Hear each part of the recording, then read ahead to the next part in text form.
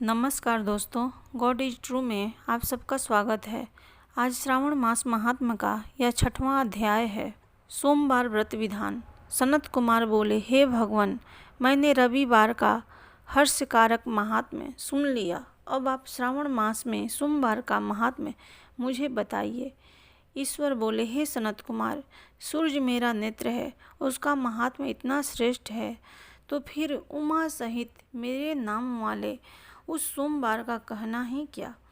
उसका तो महात्म्य मेरे लिए वर्णन के योग्य है। उसे मैं आपसे कहता हूँ। सोम चंद्रमा का नाम है और यह ब्राह्मणों का राजा है। यज्ञों का साधन भी सोम है। उस सोम के नाम के कारणों को आप सावधान होकर मुझसे सुनिए, क्योंकि यह वार मेरा ही स्वरूप है। अतः इसे सोम कहा गया है, इसलिए यह समस्त राज्य का प्रदाता तथा श्रेष्ठ है। व्रत करने वाले को यह संपूर्ण राज्य का फल देने वाला है। हे विप्र, इसकी विधि सुनिए। मैं आपको विस्तार पूर्वक बता रहा हूँ। 12 महीनों में सोमवार अत्यंत श्रेष्ठ है। उन मासों में यदि सोमवार व्रत करने में असमर्थ हो तो श्रावण मास में इसे अवश्य करना चाहिए।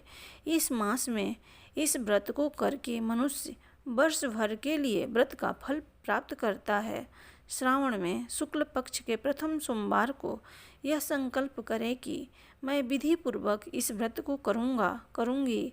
शिव जी मुझ पर प्रसन्न हों। इस प्रकार चारों सोमवार के दिन, और यदि 5 हो जाए तो उसमें भी प्रातः काल यह संकल्प करें और रात्रि में शिव जी का पूजन करें। 16 उपचारों से सायंकाल में भी शिव जी की पूजा करें और एकाग्रचित होकर इस दिव्य कथा का श्रवण करें।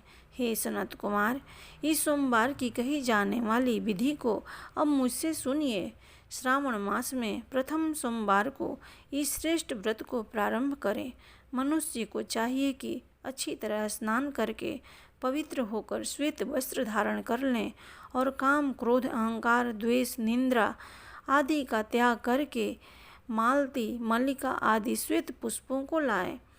इनके अतिरिक्त अन्य विविध पुष्पों से तथा अभीष्ट पूजनोपचारों के द्वारा त्र्यंबकम इस मूल मंत्र से शिव जी की पूजा करें। उसके बाद कहें, मैं 100 भावनाश महादेव, उग्रनाथ, भाव शशि मौली, रुद्र, नीलकंठ, शिव तथा भवहारी का ध्यान करता हूँ। इस प्रकार अपने विभव के अनुसार मनोहर उपचारों से देवेश शिव का विधिवत पूजन करें। जो इस व्रत को करता है उसके पुण्य फल को सुनिए। जो लोग सोमवार के दिन पार्वती सहित शिव की पूजा करते हैं वे पुनरावृत्ति से रहित अक्षय लोक प्राप्त करते हैं। हे सनत कुमार, इस मास में नर्त व्रत से जो पुण्य प्राप्त होता है उसे मैं संक्षेप में कहता हूँ। देवताओं तथा दानवों से भी अभेद 7 जन्मों का अर्जित पाप नर्त भोजन से नष्ट हो जाता है, इसमें संदेह नहीं करना चाहिए।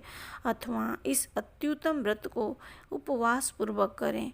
इसे करने से पुत्र की इच्छा रखने वाला मनुष्य पुत्र प्राप्त करता है और धन चाहने वाला धन प्राप्त करता है।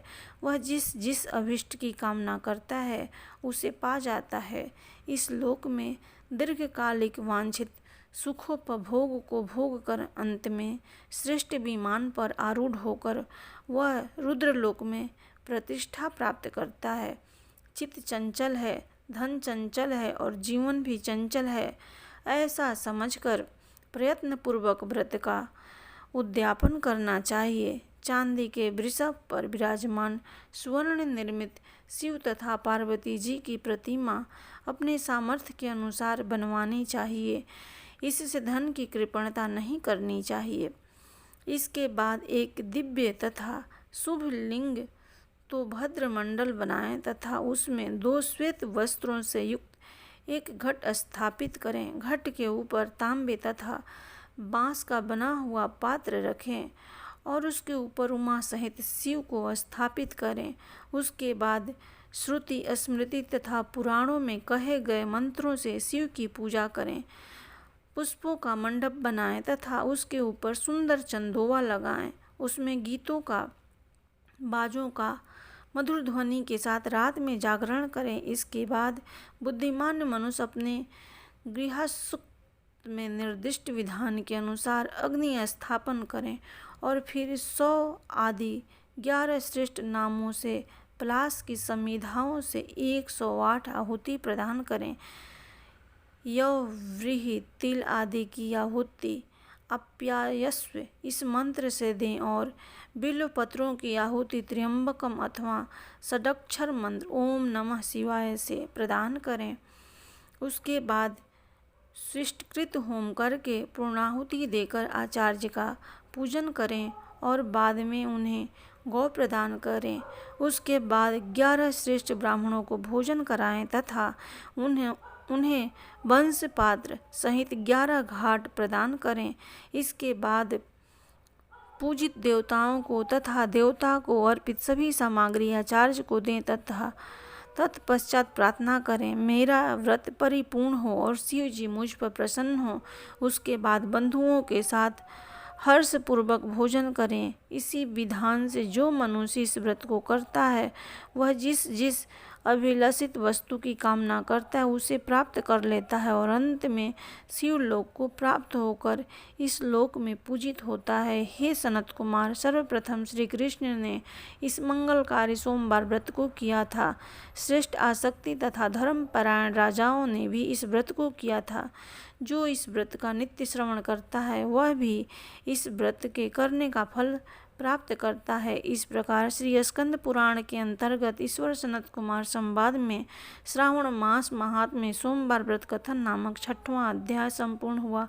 प्रेम से बोलो भगवान शिव जी की जय। जगत जननी माता पार्वती जी की जय।